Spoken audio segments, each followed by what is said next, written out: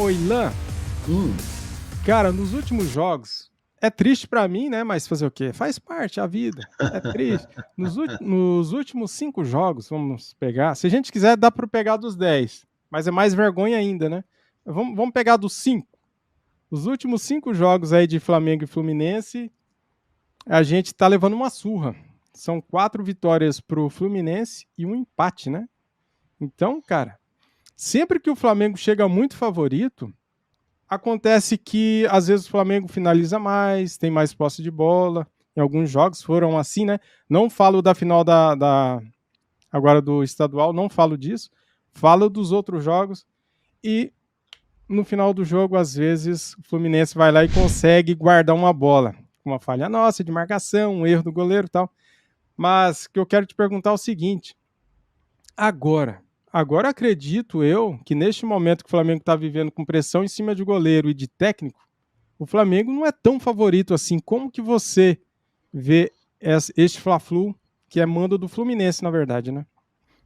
ô Marcos, Fla-Flu, quem viu já 2 ou 3 Fla-Flus na vida já sabe mais ou menos como funciona o Fla-Flu, que é um jogo, tá? Eu tenho 32 para 33 anos de profissão, não parece, eu sei, mas eu tenho 51 anos, então eu vejo futebol, cara, há 45 anos, bota aí, né? Desde que eu tinha 7, 8 anos de idade.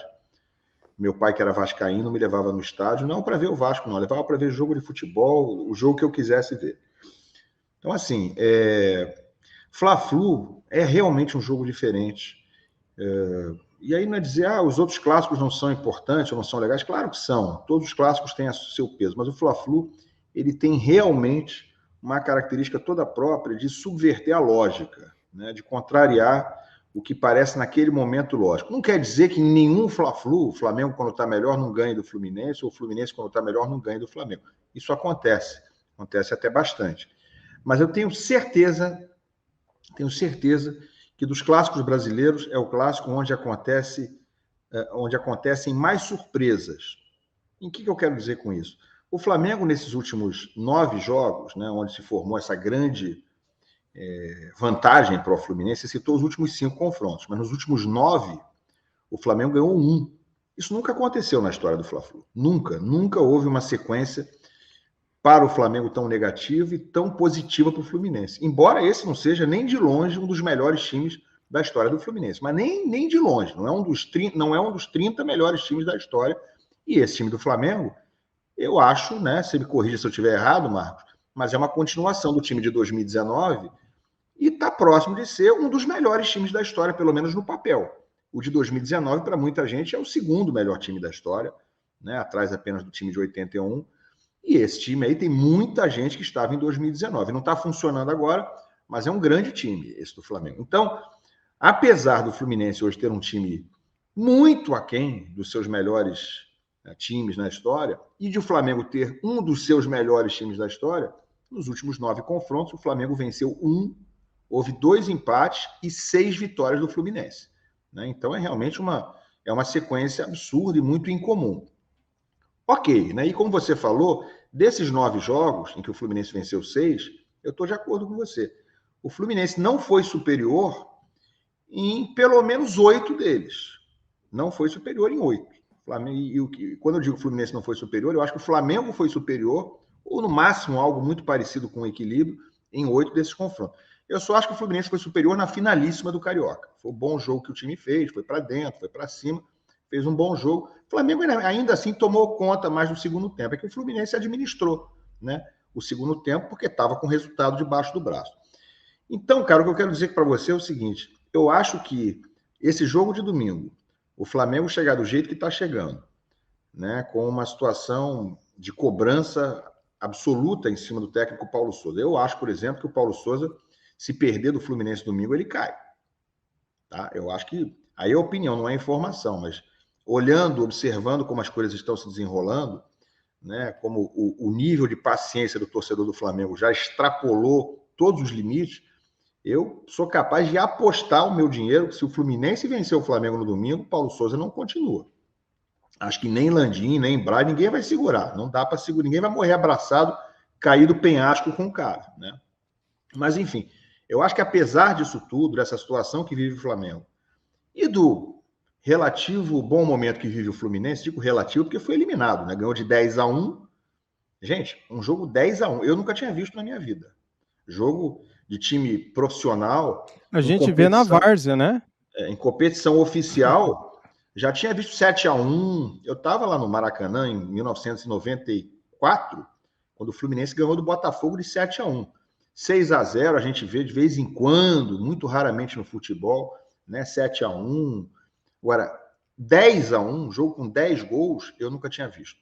Aí eu fiz um levantamento ontem, é uma das maiores goleadas dos 120 anos da história do Fluminense. E, a meu ver, em relação a resultados oficiais, é a goleada mais relevante desses 120 anos. Porque os outros jogos que foram 12-0, 11-1, foi contra time amador, contra combinado do Espírito Santo, contra o combinado de Sergipe. Não foi um jogo de campeonato, de torneio internacional. Mas tudo isso para dizer o seguinte, Marcos: o Flamengo chega mais embaixo astral do que o Fluminense para esse jogo, que vem de uma partida vencendo por 10-1. Então eu acho que a lógica vai contar muito pouco. Eu vou ficar zero surpreso, zero, se o Flamengo ganhar esse jogo domingo, e até com alguma facilidade. Porque Fla-Flu, meu amigo, é mais ou menos isso aí, né? A coisa vira toda ao contrário, e o time que parece chegar por baixo, né, como tantas vezes o Fluminense chegou recentemente, nesses 9 últimos jogos, o time que chega por baixo se supera, né, se reveste de uma garra especial, de uma atitude diferente. E às vezes os deuses do futebol, os deuses do Fla-Flu, capricham nesses destinos absolutamente imprevisíveis, né, mágicos, e as coisas acontecem de uma forma que ninguém espera no Fla-Flu. Vamos ver o que vai acontecer no domingo. Em tese, teoricamente, dos últimos tantos Fla-Flus, é o jogo em que o Fluminense chega com mais força teórica contra o Flamengo. Eu vou tirar só o da finalíssima, né? Porque o Fluminense tinha vencido o primeiro jogo por 2-0, ali, o primeiro jogo da final. Então ele chegou realmente com muita moral para aquele segundo jogo. Mas foi por causa do resultado do primeiro jogo, né? Mas eu acho que é capaz de acontecer qualquer coisa nesse domingo, repito, apesar do momento distinto vivido pelos dois times. E eu vou reiterar aqui o que você disse sobre o Paulo Souza. Acredito eu que se o Paulo Souza errar na escalação e o Flamengo perder, daí sim é uma força a mais para ele cair. Por exemplo, a torcida não quer de jeito nenhum o Hugo Souza no gol. Se ele coloca o Hugo Souza e ele vem falhar e o Flamengo perde mais um jogo, daí eu acho muito difícil segurar essa bucha. Porque daí é muita coisa, né? É uma pressão em cima de mais um erro, em cima de mais uma insistência, sendo que você tem um outro goleiro, tá certo, o menino é novo ainda, veio da base do São Paulo, mas, cara, se ele foi contratado, é porque o Flamengo enxergou nele possibilidade dele servir o gol do Flamengo. Então, é nestas horas que ele tem que agarrar a oportunidade. Então ele tem que pegar, ó, o cavalo tá passando, sobe em cima, né?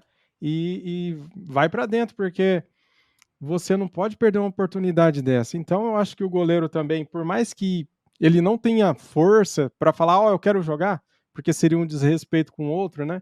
Eu acho que ele deve preservar o Hugo. A palavra certa é preservar, porque se colocar o cara de novo, ele pode vir a errar e pôr todo o trabalho dele fora, né? Porque a torcida faz tempo já que tá pedindo a demissão do Paulo Souza desde a final do Carioca, né? Então, isso daí não vai ser novidade, viu, Ilan? Também acho que se perder, dependendo da forma que perder, ele pode cair sim. Quero.